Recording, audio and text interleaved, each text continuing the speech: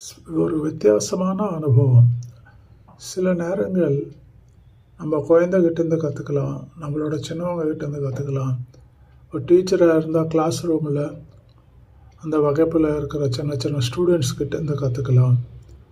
Provided நமக்கு கற்றுக்கணும்னு ஒரு ஆசை இருந்தால். ஃப்ரெண்ட்ஸ், ஆஸ் யூஷுவலாக ஒரு request, like, share and subscribe.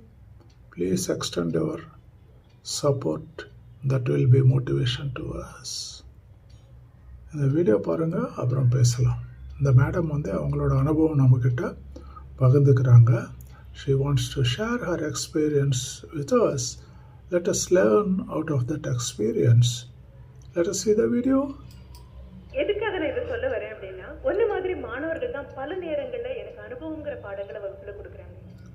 ஒரு நாளைக்கு ஒரு சின்ன வார்த்தை கொடுத்தேன், நோ. நோ அப்படிங்கிற வார்த்தையை பற்றி ஒரு நிமிடம் நீங்க பேசணும் அப்படின்னு. அது இட்ஸ் மோஸ்ட் நெகட்டிவ் வேர்ட். எல்லாருடைய வோகாபுலரிலையும் பார்த்தோம்னா நோ என்பது மிக மிக எதிர்மறையான குணங்களை கொடுக்கக்கூடியது. எல்லாரும் எதிர்பார்த்துட்டு இருந்தோம். அந்த மாணவர் வந்து நின்று நோ அப்படிங்கிற வார்த்தை மாதிரி ரொம்ப பாசிட்டிவான வார்த்தை வாழ்க்கையில எனக்கு கிடையாதுன்னு தொடங்கினார். அடுத்த நிமிஷம் அவர் சொன்னது, ஆங்கில ஏகாதிபத்தியத்திற்கு ஒரு காந்தியடிகள் நோ அப்படின்னு சொல்லலைன்னா விடுதலை கிடைச்சிருக்காரு. நாம பல நாள் என்ன நினைக்கிறோம், ஒரு ராகிங், சீனியர் மாணவர்கள் ஜூனியர்களை கொடுமைப்படுத்துவாங்க. கண்டிப்பா இல்ல, அது படத்தினுடைய ஒரு பக்கம். சினிமால அப்படியே கெடுத்து வச்சுட்டாங்க. உண்மையில அப்படி மாணவர்கள் இருக்க மாட்டாங்க. கண்டிப்பாக இல்ல. ஒரு ஆசிரியர் வகுப்புக்கு போனவன கூடி நின்று கும்மி அடிக்கிறது, அவர் கேலி பண்றது அப்படி எல்லாம் இல்ல. அந்த குழந்தைகள்ல எங்களுடைய கல்லூரியில ஒரு 20 வருடங்களுக்கு முன்னால ஒரு நிகழ்ந்த ஒரு நிகழ்ச்சி. ஒரு மாணவி சாலை விபத்துக்கு ஆளாகி அப்பதான் வந்து கல்லூரியில சேர்ந்திருக்காங்க. முதலாண்டு மாணவி வந்து சேர்ந்து சாலை விபத்துக்கு ஆளாயிட்டாங்க.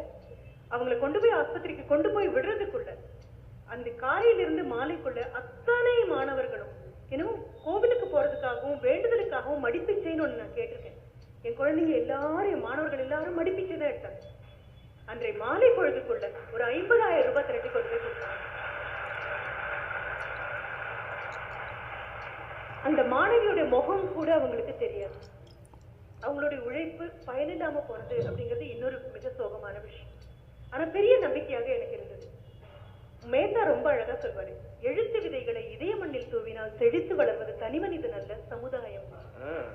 அதேதான், நல்ல வார்த்தைகள் அப்படிங்கிற ஒரு விதைய நல்ல மனங்களை தூவினோம் அப்படின்னா செழித்து வளர்வது தனி மனிதன் அல்ல, சமுதாயம். Please subscribe. மட்டும்தான் பண்ண முடியுமா?